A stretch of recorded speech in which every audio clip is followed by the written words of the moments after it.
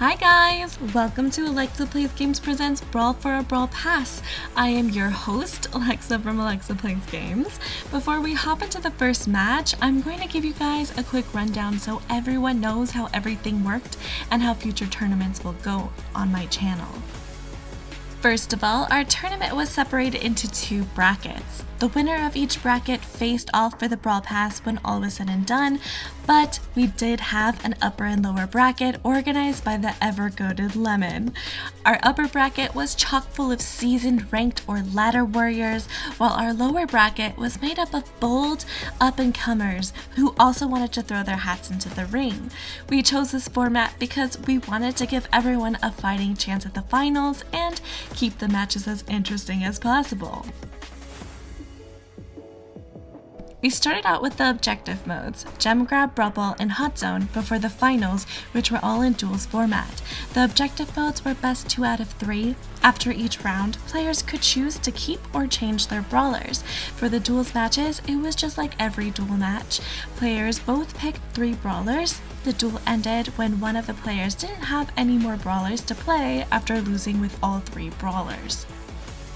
To keep these 1v1 skill-based and keep broken brawlers out of the tournament, we decided to have the participants vote for 4 universal bans. These 4 brawlers could not be picked in any game this entire tournament. I also banned the brand new brawler, Shade. Before each match, both players could ban 3 brawlers each. Then it was up to them to choose what brawler they wanted to go. This was not mandated mirror matches, people. Accidental mirror matches were allowed, but the players would not know what their opponent was going to go beforehand. For prizes, both our first and second place champions were given a new role in my server called Champions, which they can use for bragging rights and to gain access to celebrity perks in my server. But only our first place champion will be taking home a Brawl Pass. Viewers who participated in the predictions could also get a cosmetic role called Psychic Enhancers. The viewer with the most correct predictions would get to show off their psychic abilities with this new role. We also had a surprise guest who agreed to duel the runner-ups to give them another chance at a Brawl Pass, but you're gonna have to wait to see who it was. So without further ado, time to brawl for a Brawl Pass. We kicked off the tournament with Gem Grab, starting with Jotaro Kujo versus Edward in the upper bracket. According to the viewers, it seemed like the odds were very much in Jotaro's favor. Artie and Otis is definitely an interesting matchup. Otis is really good at applying a lot of pressure with his easy to hit basic attack and the threat of his super scary super, but Artie's damage is definitely not to be underestimated. Unfortunately though, Artie's sharpshooter basic is very difficult to hit, especially when compared to Otis's shots.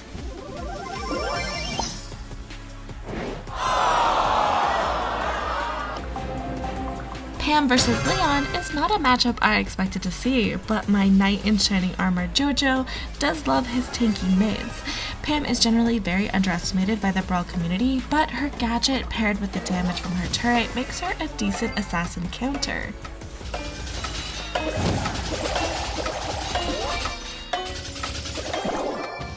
How? I guess without her gadget, Tara must have had a hard time fighting off Leon.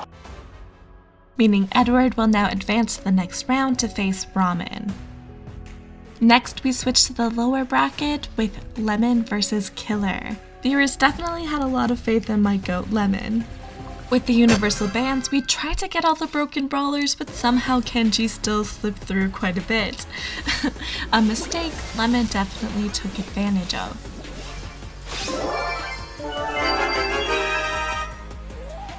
Loyalty and duty.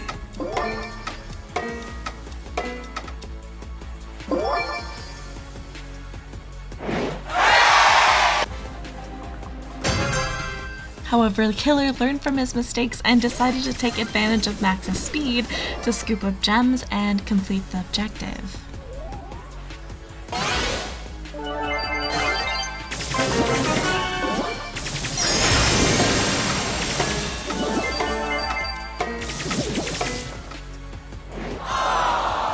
In the end, Killer won the best out of 3 and advanced on to round 2. Staying in the lower bracket, it was now Vince and Captain Death's turn to face off, with viewers not only having faith in Captain Death's abilities, but also appreciating his username quite a bit. Meg, ever since they reworked her to start out in mech form, has been a very sneaky counter for Piper. Piper, even with her snapping star power, will use up all of her ammo just trying to knock Meg out of mech, and then won't have any left over to take her out in her little form. But recently, Meg got an HP nerf.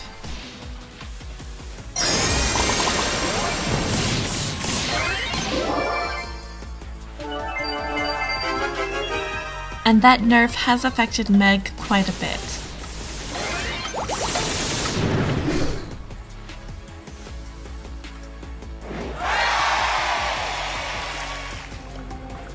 Now, fan favorite Assassin versus Tanky Assassin. While Edgar is a lot more user-friendly, the Booze, on the other hand,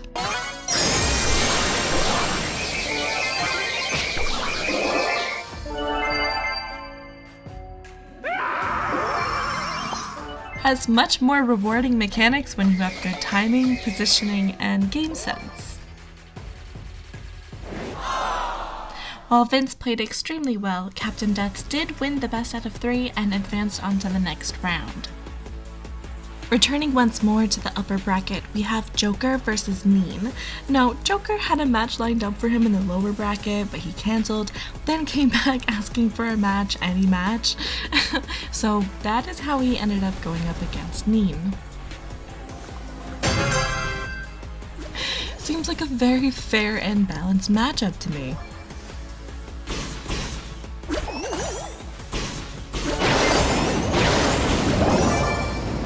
Stu's crazy mobility also means that in a 1v1, he's almost impossible to catch up to. So if he can grab all of the gems, it's almost impossible to try and keep up.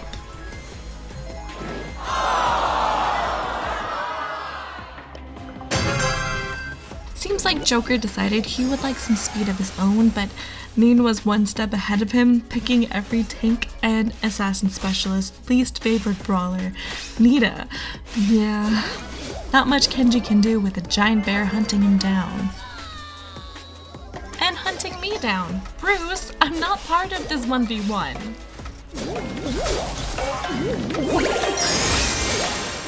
Seems like I was not enough of a bear distraction and Joker couldn't steal the gems away in time, meaning Nene would be moving on to the next round. Heading back to the lower bracket once more, my apprentice Hopper would now be facing off against JVictor. Seems like viewers had as much faith in Hopper as I always do. Hopper picked the ever-reliable and plenty tanky Pearly Whirly. My girl Pearl is built for passive modes and scenarios such as this, where she has plenty of time to bake her cookies so she can melt enemies alive. Whenever you play against a Pearl, you should always be wary when things get too quiet. JVictor, however, learned from his mistakes and decided to counter tanks instead by picking Colette. While Nita is great on this map, she relies on aggression to feed her since she has such a short range. Colette, on the other hand, has quite a long range, and while she can't handle a bear in her face very well, Nita would need to charge up a bear first to make that happen.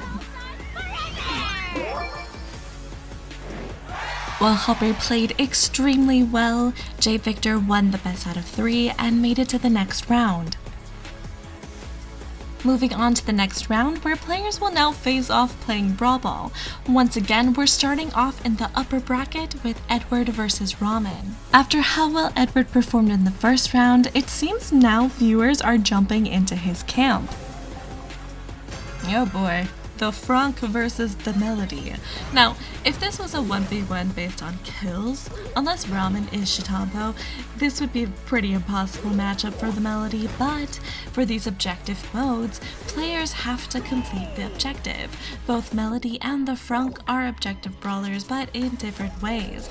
Melody can speed to complete the objective, while the Frank saunters and wall breaks, smushing anyone in his path to complete the objective. So, it depends on who gets the ball.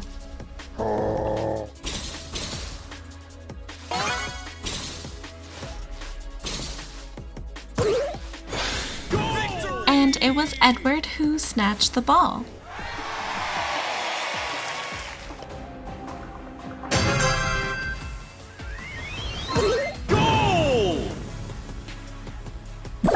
While Ramen clearly seeks redemption for the melody, based on his picks, it's clear Edward is a big fan of breaking the wall, blocking the goal, but a Shelly melody matchup is less cut and dry than a Franck melody matchup.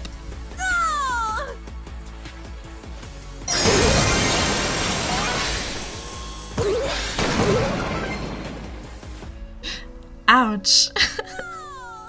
I guess hypercharges are always nice to have too.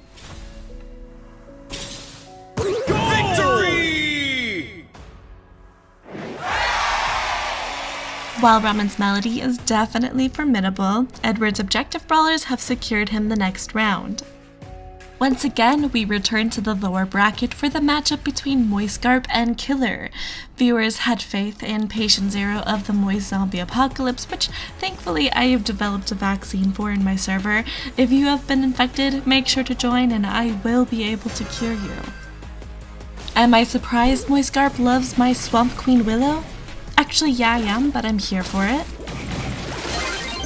The swamp is calling my name. While my girl Willow is constantly being overshadowed by other throwers, she doesn't have the same capabilities as them because, well, she's a controller. She's supposed to get in your head. Which makes her actually a very fun choice in Brawl, since her mind control is a much better defense against aggression than what the other throwers have to offer, especially in a 1v1 scenario such as this. What's more entertaining than making the enemy score on themselves? I'll answer that for you. Nothing.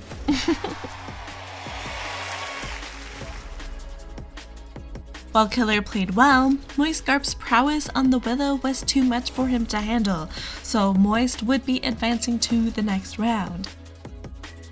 Back to the upper bracket, we have a matchup between the bitter rivals Omar and Forest. It seems viewers were backing up Omar, so let's see who comes out on top. Now, are we surprised Forest went to troll pick Hank? No, you're not. But to be fair, this map is pretty hankable. Any map with walls makes Hank very happy, since it allows him to assert area control and spawn trap his enemies. Hank is still the worst though. Looks like Omar predicted Forest would continue with the Hank and decided to combat the shrimp with a wall breaker. But apparently Hank's milk is just too much for the Franck to handle. Don't know how the maths, but okay.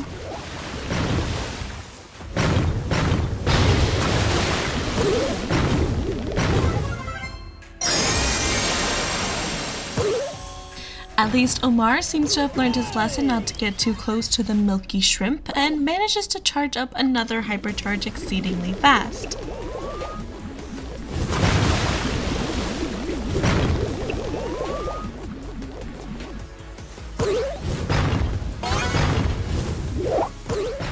But Forrest kept his eye on the objective. While Omar played well, Milky Forest will be advancing to the next round. Next in the lower bracket, Glitch is ready to take on Captain Deaths, having been trash talking a bit in VC, but apparently the trash talk made viewers put their weight behind the captain instead. It seems Willow has made yet another appearance in this tournament, which again, I am here for. My girl is much too neglected. On maps like these, throwers can be impossible to deal with without teammates to help you pinch them.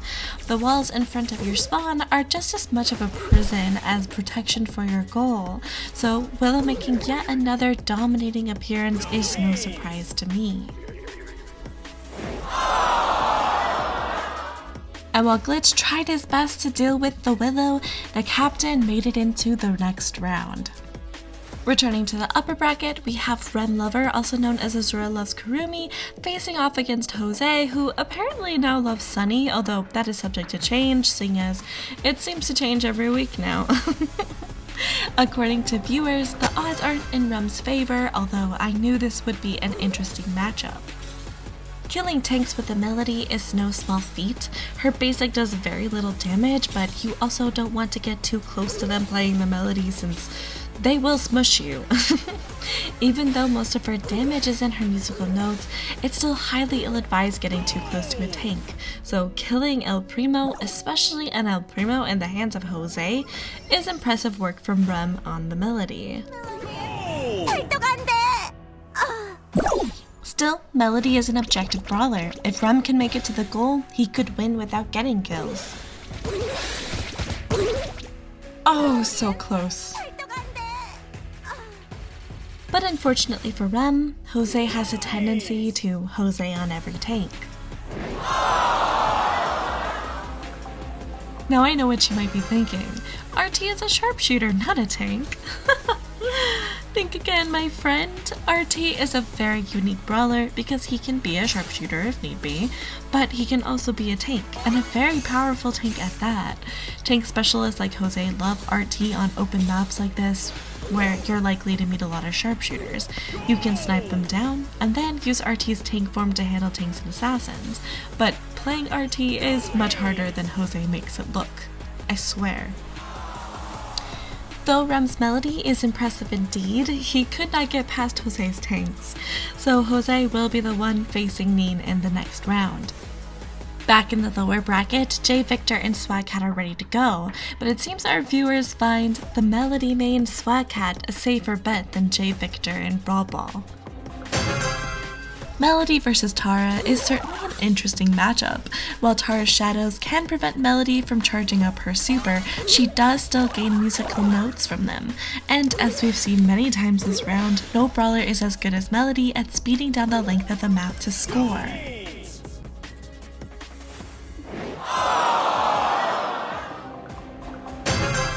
But it seems like SwagKat wanted to give JVictor another chance by changing brawlers to yet another speedy brawler, Max. She's not as fast as Melody at getting to the goal, Defeat! But still, Max is incredibly fast. While JVictor played incredibly well, SwagKat's speedy brawlers helped him advance to the next round. We have now made it to the third round where players will now be playing my favorite mode, Hot Zone. Once again, we're starting this round in the upper bracket with Edward versus Forest. Considering Edward's impressive performance so far, the viewers backed him over Forest. These two did not disappoint. While Forest normally does troll picks, instead this round he showed he can be an impressive, serious player if he chooses to. While initially Edward ran into the same issues as Hopper did with Nita's range being so limiting, Forest made the mistake of going too aggro with his hypercharge, and Edward was able to summon Bruce to help him defend the zone. Forest was only 1% away from winning. But with Pets being Stu's biggest counter, he couldn't do anything with Bruce stalking him down into his spawn. What an incredible comeback by Edward.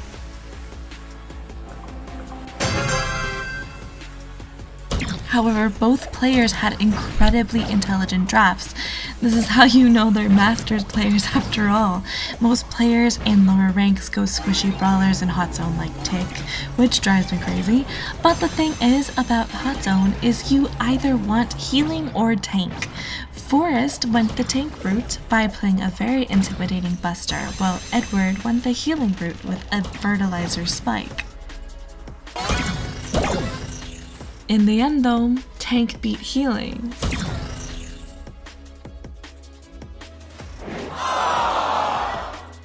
Both played incredibly well, but in the end, Forest outdrafted Edward and secured his spot in the upper bracket finals.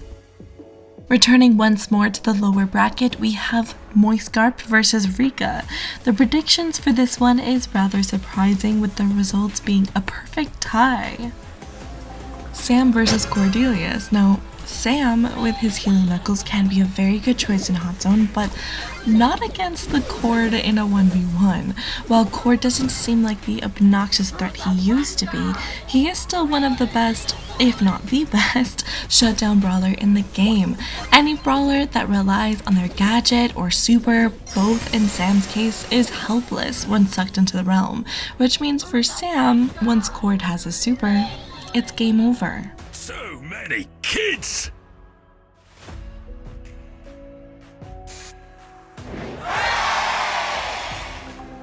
Now, if you guys watch my shorts, you may be aware of what Moist Garp is planning here, but Rosa Hot Zone Grass Cheese should not be underestimated.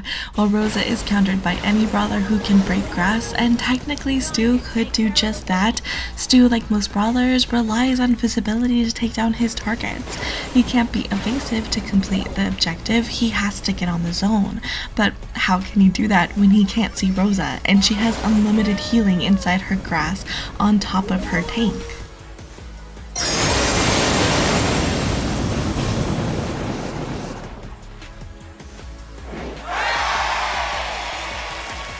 So while Rikka played extremely well, Moist Garp's smart draft secured him a spot in the lower bracket finals. Back in the upper bracket, Jose will be facing Nene, and despite Nene giving a very convincing performance so far, viewers still seem pretty confident that Jose would come out on top.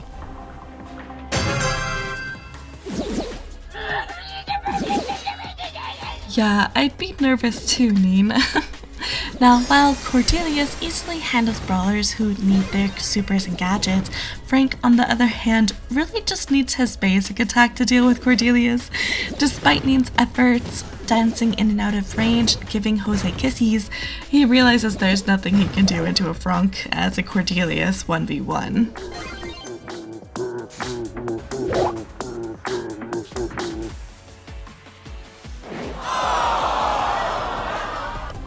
Unfortunately for Nene, he did not learn from his mistake last round and didn't pick a tank counter. Instead, he went with the Melody. Just like with previous Melodies matched against tanks, when RT is in his tank form, Melody will not be able to get close enough to get a kill and will have to try instead to snipe RT down, which, with her very low damage from her basic attack, would take much too long, and this is Hot Zone, not Brawl. You can't speed to the objective without taking down your opponents along the way. Melody's speed does come in handy in Hot Zone, but not if she's spawn trapped by an RT keeping guard in tank form. So the viewers called it. Jose's beloved tank secured him a spot to face Forest in the upper bracket finals. To finish up the third round, we return to the lower bracket with SwagKat versus Captain Deaths. Both have been very convincing so far, but viewers seem more confident in the Melody main, SwagKat. Now, a Gale and Buzz matchup. Generally, Gale can handle the booze, but as I said before, Buzz is all about good timing and good game sense. If you can position yourself well and be patient and wait for the right time to go in,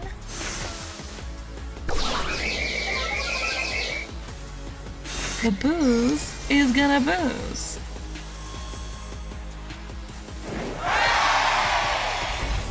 Clearly the captain had a lot of faith in his beloved Booze, but this time SwagKat came prepared. Gale recently was nerfed, but Shelly has always been a strong counter to any tank or assassin, and Buzz is technically both. All she needs is her super, and she will blow your face off. SwagKat was also thinking outside of the box, using Shelly's dash gadget in order to make it hard for Buzz to latch on to her. While the captain played a very convincing Buzz, SwagKat won the best out of 3, securing a spot facing Moist Garp in the lower bracket finals. The upper and lower bracket finals, as well as the championship, would all be played in duel format. Moist Garp and SwagKat faced off for the lower bracket champion title first.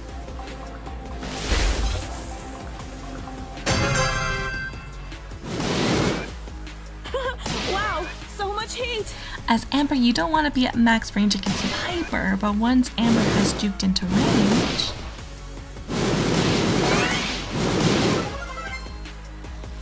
but against a Rico, you do want to keep your distance away from those bouncy balls. Buzz into Rico is all about timing.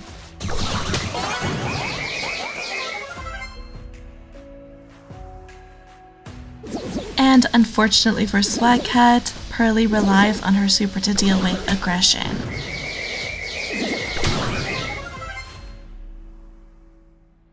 With a combination of smart picks and smart plays, Moist Garp beats SwagKat for the lower bracket title.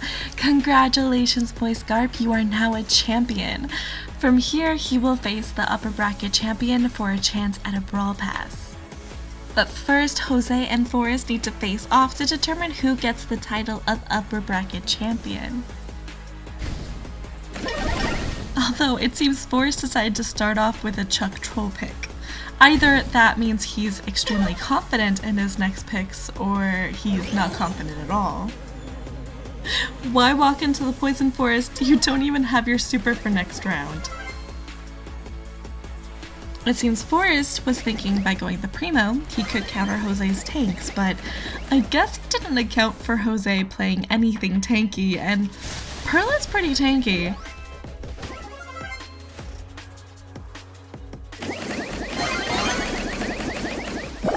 But perhaps Forest made up for throwing with the Chuck, finding a wall to duck behind just in time. Oh boy, Jose is just playing with his food at this point.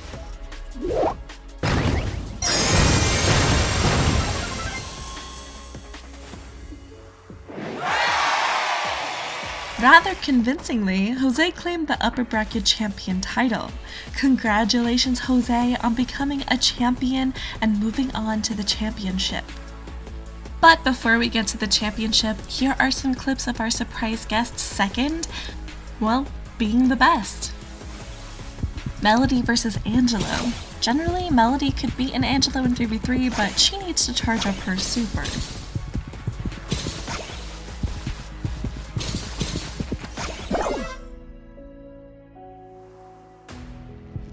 Stu, on the other hand, he only needs one hit to charge up his super.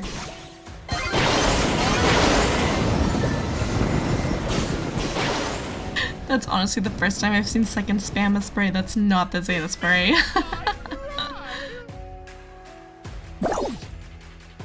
Pearl versus Stu? Well, Pearl is a pretty reliable choice going up against a pro with relatively easy shots to hit, which can deal a lot of damage, especially with her gadget. But can Edward handle second's mobility on the Stu?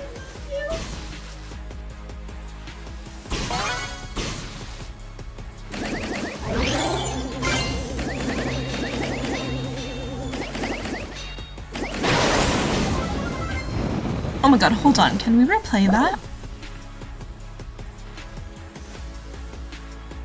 Oh my god, second only had 49 HP. Gas will heal for the win, I guess. Stu versus Jean. Another brawler who can reliably hit his shots, but can he keep second Stu at bay?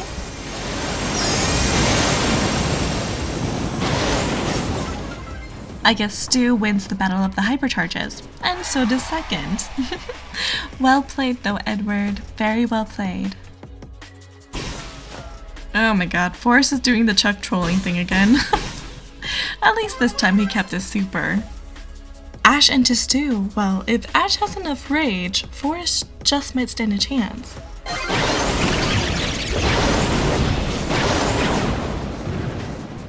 Oh my god, he used Stu's fire to kill the rats? Yeah, I'd run away if I were you too, Forrest.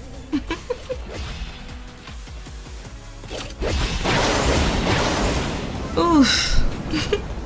Yeah, I guess Ash can't keep up with Stu.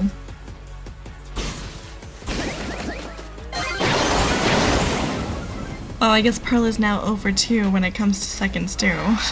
Aside from the Chuck trolling, well played, Forrest. Now for the moment you've all been waiting for, the championship match.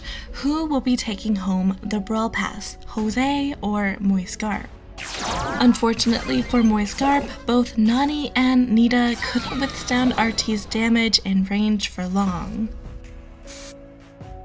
But now Moist Garp on the Pam has some range, some tank, and some healing. So let's see how it goes.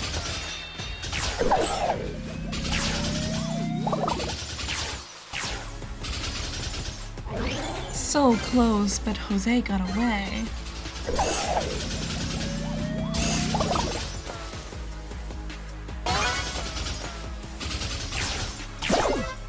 my god, so close. Surviving with just 927 HP, Jose won the championship and officially won himself a Brawl Pass. How may I help you?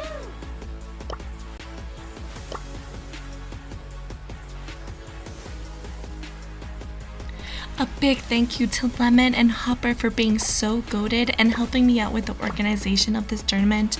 I couldn't have done it without you. Also, a big thank you to Second, who is actually the best, for dueling the runner-ups. I know you had a busy day and we truly appreciate it. I am not exaggerating when I say that you are the best. If you want to compete in a future tournament, make sure to join my server. I announce and organize everything there. If you're an EU player, your chance to win a Brawl Pass is coming, so make sure to join my server for more details. But until then, play later, guys. Mwah. We won't give up. We're gonna put up